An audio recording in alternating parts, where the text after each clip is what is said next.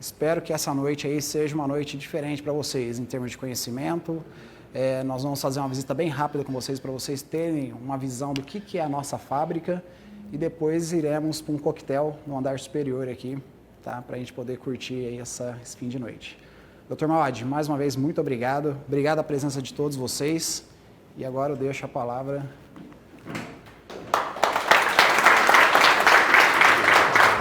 Eu vou começar falando um pouquinho para vocês, então, do motivo da aula que eu vim falar para vocês, né? E o motivo que eu vou falar para vocês é sobre a judicialização da medicina. A judicialização da medicina é um fenômeno mundial. Não é no Brasil, é no mundo inteiro tem esse processo, né? Que é as mudanças de ambiente profissional dos médicos, é indispensável que se atue de forma a contingenciar o risco de sua atividade profissional, sob pena de incorrer em graves erros ou até mesmo ser condenado em processo sem o cometimento de qualquer falha profissional. Então, hoje o paciente entra no nosso consultório para saber como nós vamos judiciá-los, eles vão abrir um processo em cima da gente. Então, esse é um processo sério. E, por outro lado, quando a gente procura fazer um seguro-saúde, não se mede o erro médico. Isso é um problema. Eu faço o seguro do meu carro, que eu sei que ele vale 50 mil, 100 mil, 200 mil, mas eu não sei quanto vale um erro médico. Então, isso torna as coisas extremamente complicadas. Os médicos sofrem cada vez mais com os processos, visto que os pacientes tendem a buscar um culpado para os danos que decorrem à sua própria decídua. Quer dizer, está doente e eles acham que o médico é o grande responsável. Atualmente, 7% dos médicos brasileiros enfrentam algum tipo de processo. 7%. Seja na área civil, criminal ou administrativa. Comparando-se com a média dos Estados Unidos, é 9%. Estamos chegando perto. Certo? Dos médicos que possuem processo, notamos que estamos bem próximo da média cultural mais litigante do mundo. Em alguns estados, como o Rio Grande do Sul, já temos 13,7% dos médicos sendo processados. Então, isso é um problema sério. Eu acho que não pode, em nenhuma reunião médica, nós não falarmos sobre a judicialização da medicina. Lembrar que, nacionalmente, temos um elevadíssimo índice de condenação, em torno, mais ou menos, de 42%. Já em Minas Gerais, 30,2% dos médicos são processados e são condenados. Dentre os estados com maior número de processos no Supremo Tribunal de Justiça, temos o primeiro lugar, Rio de Janeiro, 25,9%. Minas Gerais em quinto lugar com 2,6%. Atrás vem São Paulo, Rio Grande do Sul e Paraná. Então, isso é uma realidade nossa que nós estamos tendo da nossa judicialização. Veja o comparativo do Brasil. O Brasil possui o trânsito mais violento do mundo.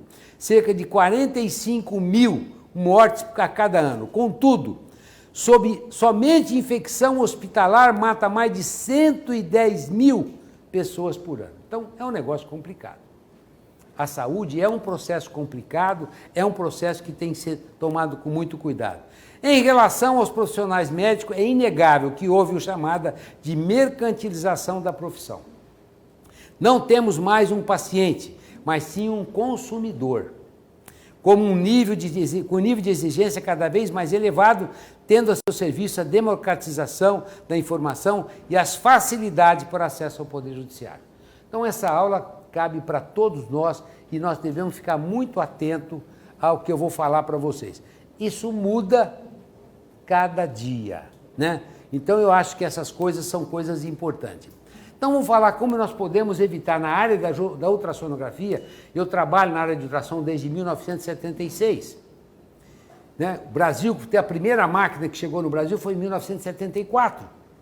Então, eu tenho toda a história da ultrassonografia ao longo desse tempo todo. E acabei me envolvendo na ultrassonografia pela necessidade que procuravam para aprender a fazer ultrassom. E como eu fiquei ainda estou participando da Universidade de São Paulo, eu fiquei muito tempo envolvido só em processos ou em projetos ligados na área da ultrassonografia. Foi por isso que nós acabamos desenvolvendo um centro de formação na área de ultrassonografia. E aprendi muito. Veja vocês, nós não sabemos no Brasil quantos processos médicos nós temos. né? Mas nos Estados Unidos e Europa é a terceira e quarta causa de processos médicos. Lembrando que nós não sabemos porque a pontualização de processos médicos cai em cima da onde? Cai em cima da especialidade. Ultrassom não é especialidade, é área de atuação. Então, um processo que acontece dentro da área de vascular ou da área de cardiologia do professor Marcos Férez, que acabou de chegar, não aparece na área de ultrassom, aparece na área de medicina intensivista, ou na área de cardiologia, ou na área de ginecologia, mas não aparece, então nós não sabemos. Mas é a terceira e quarta causa nos Estados Unidos.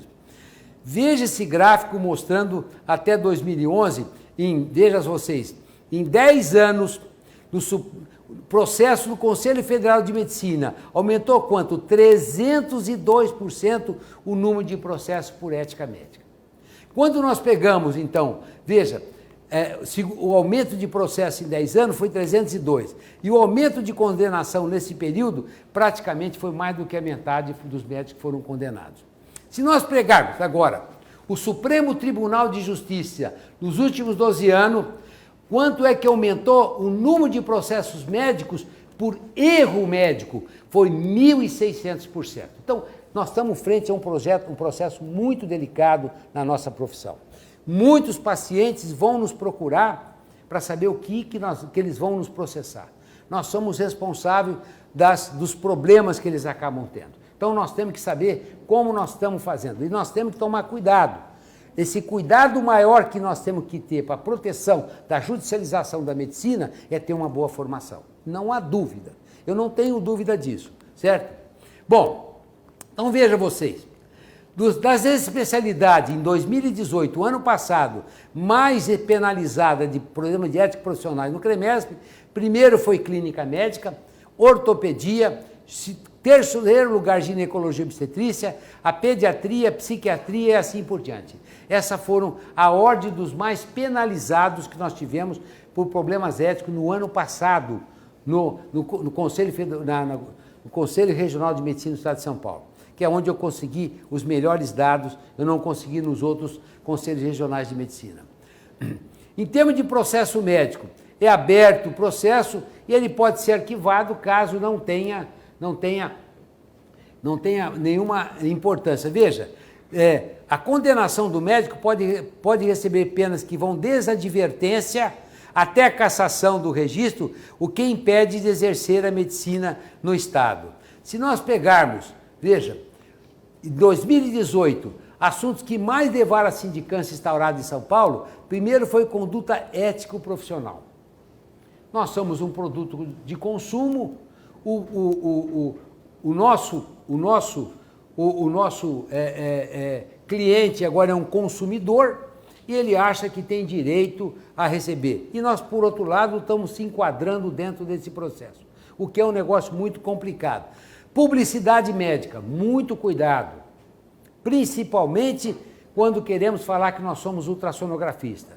Só podemos falar que somos ultrassonografistas se nós tivermos o título de especialista pelo Colégio Brasileiro ou pela Febrasgo. Não pode ser colocado que eu sou ultrassonografista, porque só pode ser colocado quando nós temos o título de especialista. Condições de funcionamento hospitalar, negligência, imperícia e imprudência, atendimento médico, perícia, laudo médico e licença médica. Das 3.500 denúncias que ocorreram em 2018, 85% foram arquivadas. 15% desses 3.500 viraram processo, dos quais 50% foi absorvido. Então, praticamente 7,5% desse total, que dá mais ou menos em torno de 160 casos, o médico foi apenado. Teve o problema de inflação e aí foi para o Conselho Federal de Medicina. Mas é uma coisa que assusta, é o que tem sido feita a prova de proficiência pelo Conselho Regional de Medicina. O ano passado, no estado de São Paulo, foi feito em 3.174 médicos avaliados, 40% dos médicos foram reprovados. Médico formado no estado de São Paulo, certo? 80% não sabe abordar acidentes de trânsito. 69% não conhece as diretrizes para medir pressão arterial. Pressão arterial. Mais de 68% não sabe a conduta em pacientes passando por infarto. Isso é um processo sério. Mostra que a qualidade da formação no estado de São Paulo, ela é crítica. Imagina no restante do nosso país. Então as coisas são muito complicadas. Em termos de responsabilidade médica, está no Código de Ética, é vedado ao médico praticar atos profissionais danosos ao paciente que possam caracterizar imperícia, imprudência ou negligência, certo? O que é imperícia? Olha, senhora, aqui está a vesícula estragada do seu marido. Não, doutor, meu marido veio tirar uma bala na barriga. Nós temos que saber, muitos médicos assumem o plantão, nem sabem o centro cirúrgico fazendo a cirurgia, sem saber o que cirurgia o paciente está sendo submetido e por que está sendo submetida. Não sabe a história clínica. A imprudência, não se preocupe, a sua cirurgia é tão simples que eu vou fazê-la de olhos vedados. Medicina é coisa séria. Que olhos vedados? Nós temos que ficar com os olhos sempre abertos, sabendo o que nós estamos fazendo. Por outro lado, eu estou muito cansado para atendê-lo agora, e o cara vem morrendo. Nós não temos cansaço, infelizmente esse é um grande problema. Então, imperícia, imprudência e negligência são as maiores causas que nós temos hoje de processos médicos. E como nós podemos reduzir isso? Veja, ultrassom virou um problema sério. Nós temos local que se pede mais ultrassom do que hemograma. Então não há dúvida que nós vamos aumentar o número de nossos processos. Fizemos um levantamento há 3 anos atrás, publicamos inclusive, qual é a formação? Tivemos 864 questionários validados. 40% dos médicos que nos responderam não tinha 300 horas de formação. E estava com o aparelho debaixo do braço. Então isso é um problema. Vamos ter problema. Ultrassom não é cosmiatria, ultrassom é procedimento médico, então nós temos que ter cuidado com a nossa apresentação. Aumento espetacular de demandas judiciais, dificuldade em conseguirmos um bom seguro civil. O juiz não sabemos qual vai ser o valor da nossa penalização. Esse é um problema muito sério. O que nós sabemos quanto vale o nosso carro, e não tem nenhum de vocês que não tem seguro do automóvel, mas o seguro médico é um negócio complicado. Desprestígio profissional pelo processo. Tem um processo, eu vou chamar meu primo, eu vou chamar meu amigo porque eu atendi de graça, como se fosse uma coisa que não vai ter problema nenhum. Muito cuidado. Mudanças na relação médico-paciente e medicina defensiva. Isso é o que tem os fatos mais destacáveis que tem aumentado o processo médico. O que se recomenda para evitar esse processo judicial? Primeiro, a conscientização do problema. O risco que nós estamos tendo. Quando nós estamos fazendo ultrassom, aquilo é um procedimento médico, não é uma cosmiatria. Temos que levar as coisas a sério. E o que nós somos responsáveis pelo nosso prontuário. O prontuário tanto pode ser uma arma na mão do paciente, como pode ser nossa defesa profissional. E o nosso prontuário médico não é as fotos que nós fazemos, é aquilo que nós assinamos. Aquilo que nós assinamos é o nosso prontuário médico, que tanto serve para nos defender, como serve também para quê? Para usar como meio de processos. Seguir protocolos oficiais, informação completa ao paciente, fazer consentimento informado, isso é fundamental. Realização de técnica adequada, entregar um informe oficial e completo, denunciar infraestrutura deficitária. Eu não denuncio, por quê? Porque eu vou ser posto para fora do convênio. Isso não pode acontecer. Veja, comissões mistas, apresentar-se sempre. Eu falo isso em todo começo de curso.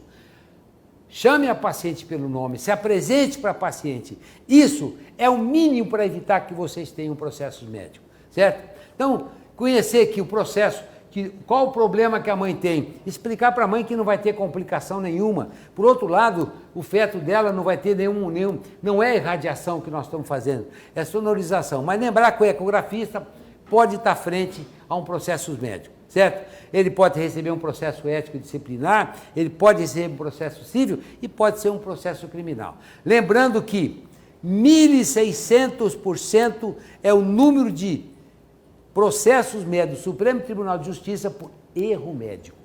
erro médico. Então, hoje nós estamos sendo judicializados, isso é uma realidade, certo? Conhecimento legais em ultrassom é de exclusiva competência do médico a execução e interpretação do exame. Ultrassonografia em seres humanos, assim como a emissão de respectivo laudo. Então, lembrar que ultrassom é nosso, nós temos que usar. Tem muitos lugares que estão pensando em usar o quê?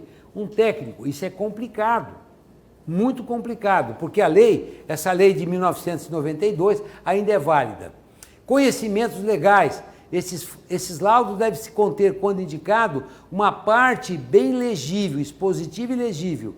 O laudo médico é fornecido de exclusiva competência e responsabilidade do médico responsável pela execução. Muito cuidado em assinar laudo que não é de vocês.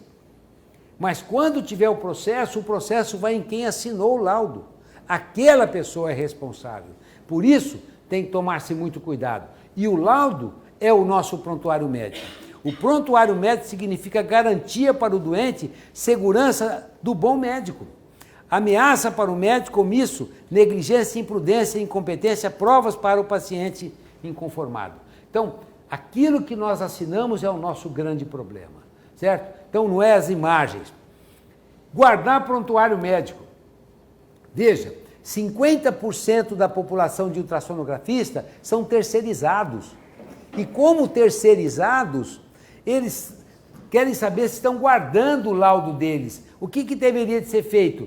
Guardar aquele relatório que vocês fizeram para vocês, porque se tiver um processo médico, vai cair na cabeça de vocês. Vocês são os responsáveis, certo? Podem processar a empresa, mas vocês que fizeram o exame são responsáveis.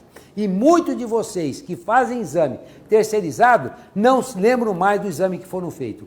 E nem todas as empresas guardam o prontuário médico. O prontuário médico tem que ser arquivado eletronicamente por meio magnético, tem que ser para o resto da vida, certo? Sempre fazer prontuário médico utilizando os protocolos oficialmente reconhecidos. Isso é importante. E dentro do capítulo de direito médico, é direito do médico indicar o procedimento adequado ao paciente, observado as práticas reconhecidas e aceitas e respeitando as normas legais vigentes. E cada vez mais nós estamos recebendo o quê? Goela abaixo problema político. Os deputados começam a falar o que nós temos, como nós devemos trabalhar. Isso é um problema sério, muito sério.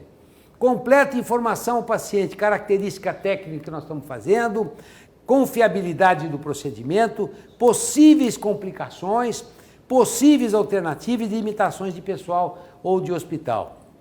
É vedado ao médico deixar de informar ao paciente o prognóstico, os riscos e objetivo do tratamento, salvo quando a comunicação direta ou mesmo possa provocar-lhe dano, devendo, nesse caso, a comunicação ser feita ao responsável local. Consentimento informado, isso é fundamental. Não se faz na FATESA nenhum exame se a paciente não escreve o consentimento informado. Se ela rejeita o consentimento informado, nós falamos, dona Maria, aqui se a senhora não fizer, nós não vamos fazer seu exame. Se eu fosse o único que fizesse exame, nós fazemos 300 pacientes de graça todos os dias, toda a nossa assistência é dirigida ao ensino. Então, a senhora vai procurar um outro serviço. Então, esse é um dado importante, certo? Impresso oficial, geral específico, aceitação e negação do paciente tem que ser caracterizada e sempre na frente de presença de testemunha, certo? Consentimento é um termo de pós-informado de consentimento livre e esclarecido, deve ter informação que o médico é obrigado, não é um termo de isenção de responsabilidade. Em algumas situações o termo é obrigatório, como esterilização, transplante e reprodução assistida. E quando não é obrigatório, ele tem validade também. É lógico, isso não evita um processo médico, mas pelo menos deixa claro que ele foi orientado quais são as complicações daquele procedimento.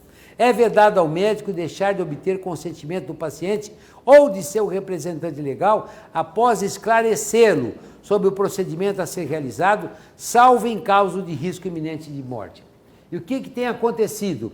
Cada vez mais estão querendo que nós façamos o exame em 2 a 3 minutos, como se aquilo fosse uma máquina, e não é uma máquina. né? Muitas vezes o exame necessita de mais tempo, mas a agenda está ali colocada a cada 5 minutos fazer um exame. Esse é um problema sério.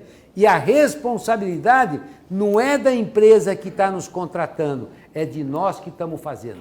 Aquele momento é um procedimento médico. Nós temos o nosso, toda paciente assina o nosso consentimento.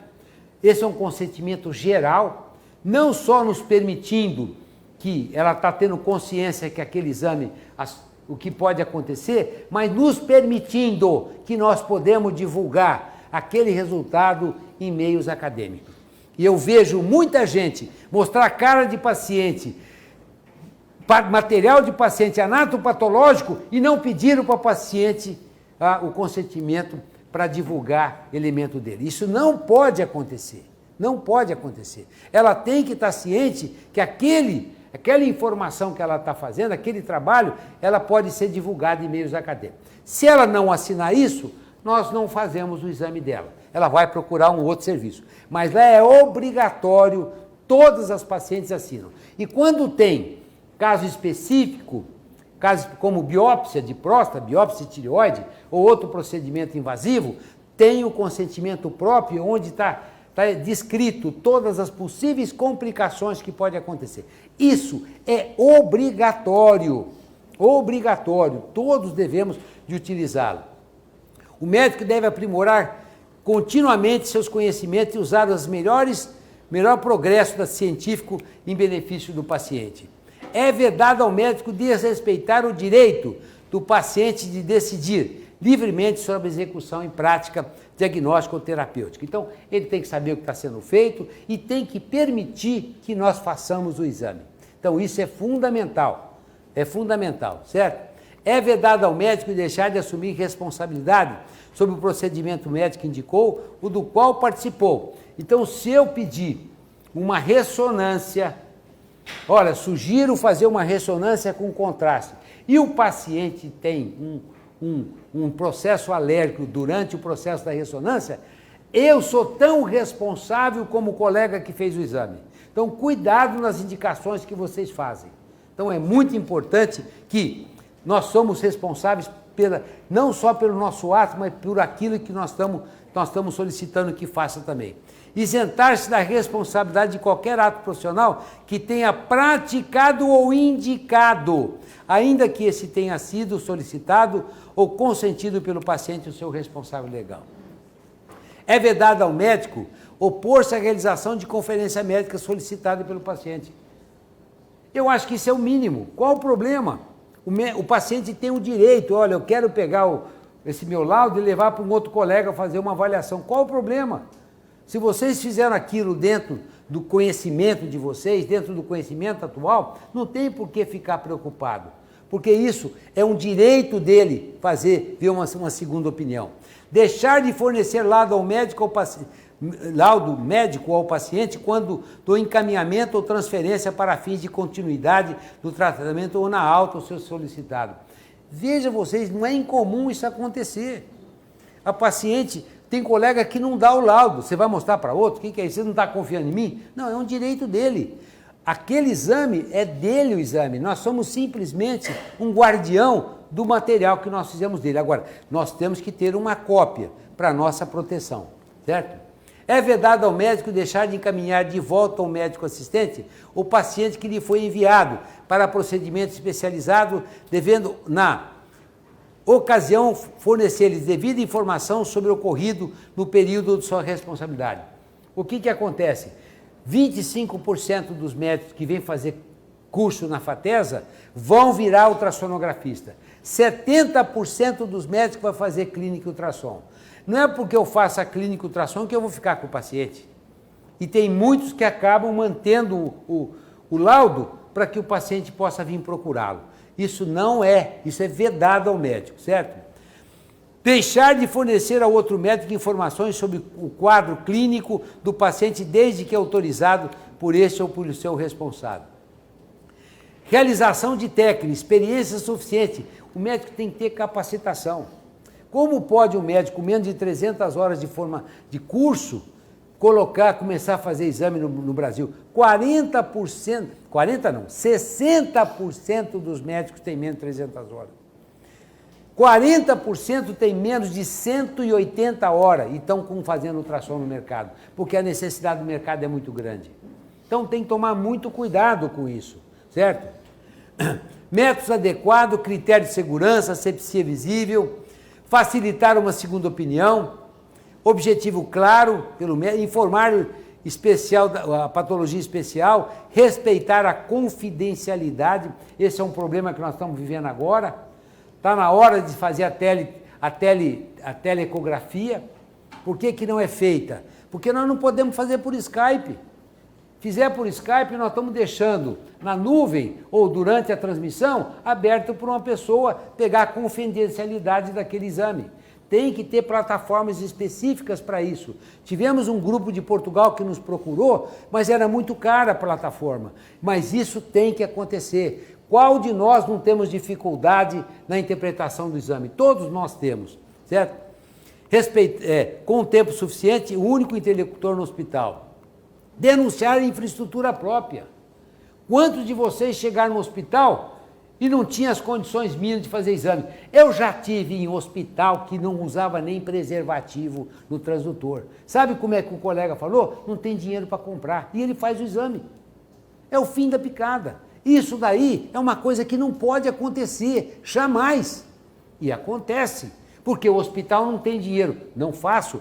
Tem que denunciar o que está acontecendo.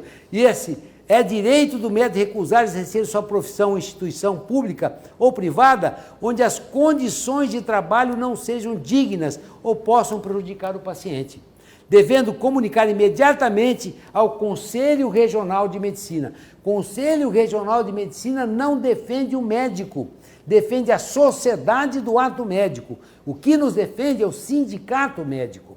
Então nós devemos mandar uma carta para o conselho e mandar uma carta para o diretor clínico daquele serviço ou daquela empresa, mostrando o que está acontecendo, porque se eu faço uma coisa errada, eu sou responsável pelo erro que está sendo feito. É vedado ao médico exagerar na gravidade do diagnóstico ou prognóstico, complicar a terapêutica ou exceder-se no número de visita, consulta ou qualquer outro procedimento. Veja que tudo isso é importante.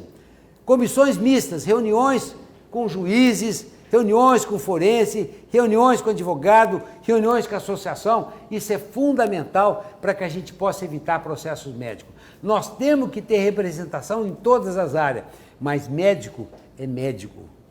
Nós não temos nenhum representante político da nossa classe. Nós nem sabemos em quem nós votamos para deputado. É uma loucura. Tudo nós precisamos de política. Nós temos que ter a nossa representação. A saúde é um processo político-social. Não se resolve só com o médico. Tem que resolver em níveis legislativos. Apresentar-se sempre. Chame a paciente pelo nome. Se apresente para a paciente. Isso é o mínimo para evitar processo médico. Põe a cara. Não tenham medo, certo? Fale com a paciente pelo nome, fala com os familiares, interessa pela evolução clínica, não cria clima negativo, não desapareça de cena. Veja, a ANADEM é um grupo que nós temos hoje uma parceria. É um grupo de advogados em Brasília que só trabalha na área médica, E nós pegamos o anuário dele, 2017, e eles vamos ver quais eram as especialidades que tinham mais demanda. 42,6% era ginecologia e obstetrícia. 15,9% traumatologia e ortopedia. Cirurgia plástica, 7%. Todo mundo pensa que a cirurgia plástica tem mais, certo? Cirurgia geral, 7%. Com relação às partes envolvidas, uma curiosidade. A maioria das ações promovidas foram pacientes do sexo feminino. As mulheres tomaram conta do mercado, estão acabando com os homens, né? Do outro lado, os médicos mais processados são do sexo masculino.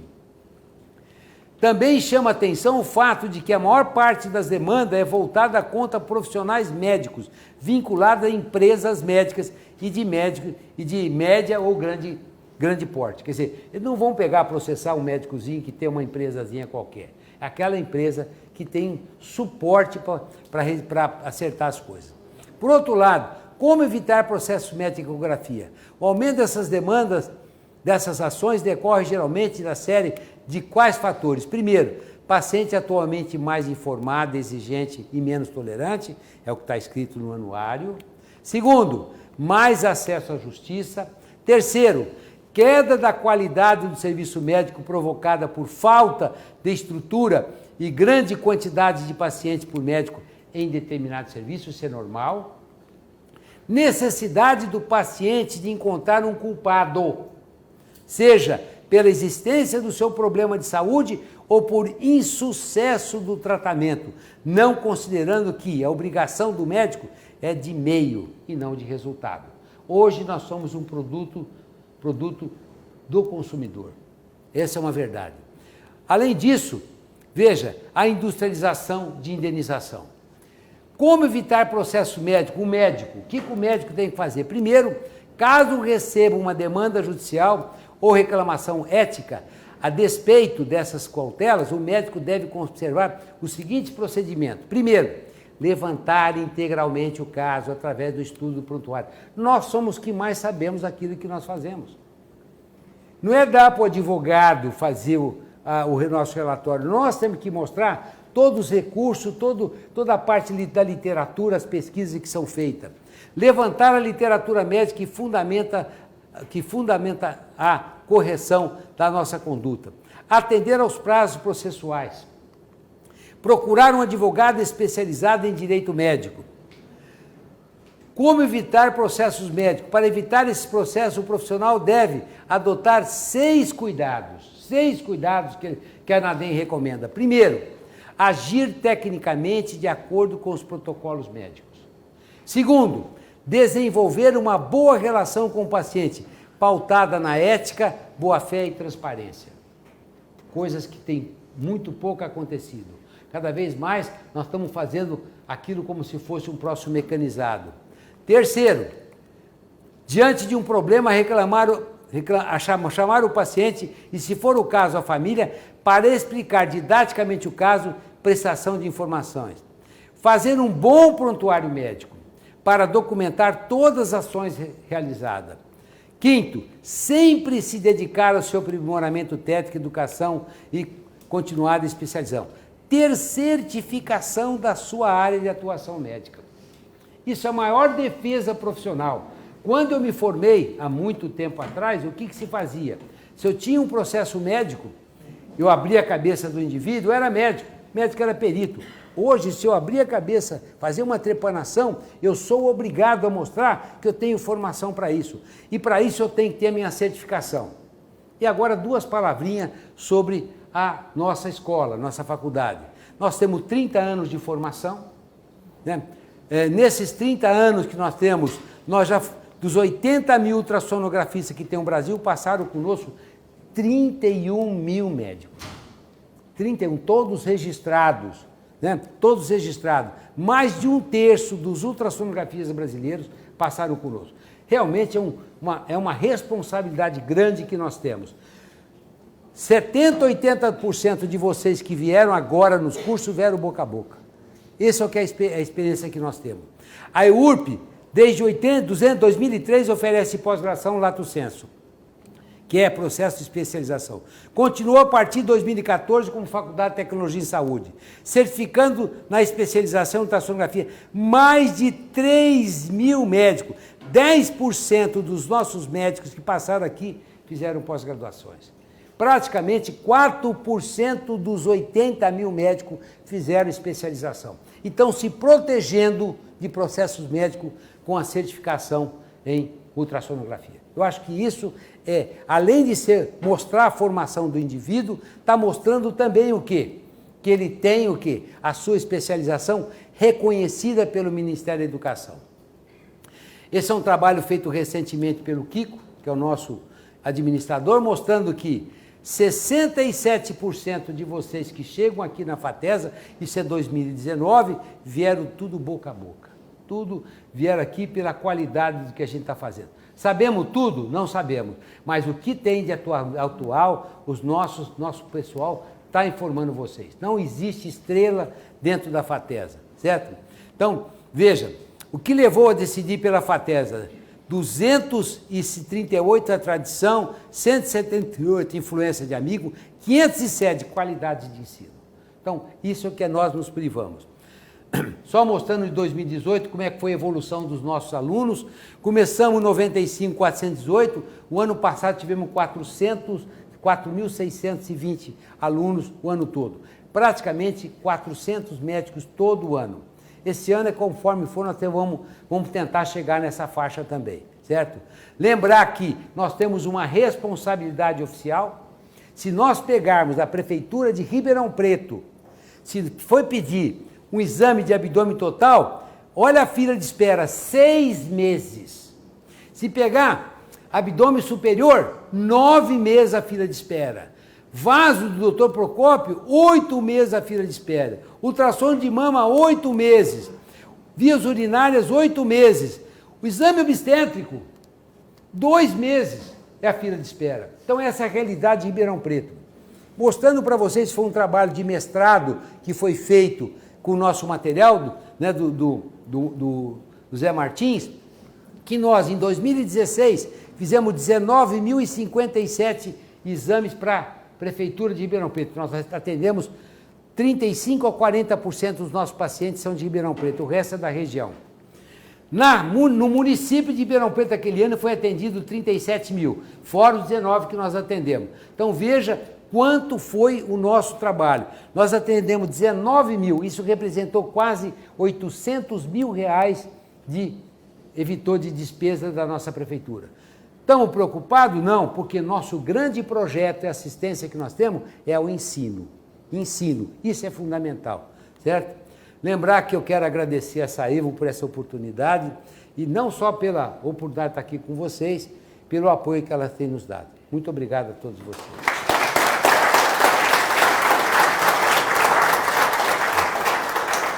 Se alguém quiser fazer alguma pergunta, eu estou à disposição também. Doutor Noad, assistindo essa palestra aí aumenta ainda mais a nossa responsabilidade também com os produtos, né? Porque se o produto não entrega a informação corretamente, também vai ter uma grande influência aí no diagnóstico inadequado. Mas parabéns, muito obrigado pela palestra. Eu queria aproveitar e dizer que o Tiago é o professor Tiago, né? O professor Tiago tem seu doutorado e eu tenho a honra de não só de ser amigo dele, mas o Tiago também é professor da FATESA, né? É nosso responsável, né? Nosso responsável na área do tecnólogo em raio-x, é ele um dos nossos diretores da FATESA, e hoje nós conseguimos uma boa pontuação nessa graduação em função de pessoas como ele que tem essa formação que o Tiago tem. Tiago, a sua formação básica é de físico, né? E ele que tem nos ajudado muito nessa escalada que a FATESA tem desenvolvido ao longo desse tempo. Também quero agradecer isso a você, Tiago. Uma honra ouvir essas palavras do senhor. Muito obrigado. Eu estava com os dois chefes aqui reunidos hoje, hein? Cadê o meu chefe? Ah lá, a pergunta. Com relação a erro médico, ao processo, sexo do bebê na obstetrícia, né? Diz que é homem, nas meninas, tá? Dá processo? Como é? Não, veja só. Eu acho que tem que tomar muito cuidado com isso, porque sempre tem um erro na interpretação, até mesmo tem várias genitália ambígua, tem displasia. Não é recomendado, porque sexo só tem importância se tem doença ligada ao sexo, certo? Mas nós tivemos há pouco, uma coisa de um ano atrás, um processo que chegou lá que um professor nosso tinha falado que era menina e o colega foi no outro lá e falou que era homem, e a mulher chegou lá toda espumando, querendo criar um processo em torno disso. Sempre existe motivo para fazer um processo. E na hora que que eu fui ver, eu pedi o consentimento dela, ela assinou o consentimento, e eu peguei o relatório do médico, eu não tinha colocado nada se era homem ou mulher. Mas como a senhora quer processar aqui? Quem falou para a senhora que... Não, o doutor na sala. Tem que tomar muito cuidado, né? Não tem nada disso. Tivemos um processo do doutor Procópio, né? Porque o colega, chegou um paciente com 140 quilos para fazer o quê? 1,60 de altura. 1,60 m com 140 quilos para ver um aneurisma de aorta. E o doutor Procópio não conseguiu ver, só que ele não colocou que era problema técnico, colocou inconclusivo. Porque se ele coloca problema técnico, o médico pode processar que nós estamos fazendo exame que nós não temos a técnica. Olha como as coisas são. Muito cuidado. Sabe por que ele estava processando? Porque um colega médico, um aluno, na hora de fazer isso, ele falou, esse cara é pançudo. E ele entrou com danos morais, porque ele não é pançudo, ele é só gordo, é lógico, né? Mas isso tem que tomar muito cuidado. Você veja como as coisas são, né? Tem que tomar muito cuidado naquilo que a gente faz. Ok? Perguntas? Mais alguma?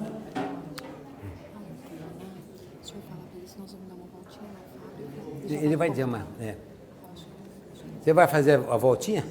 A volta? Então vamos.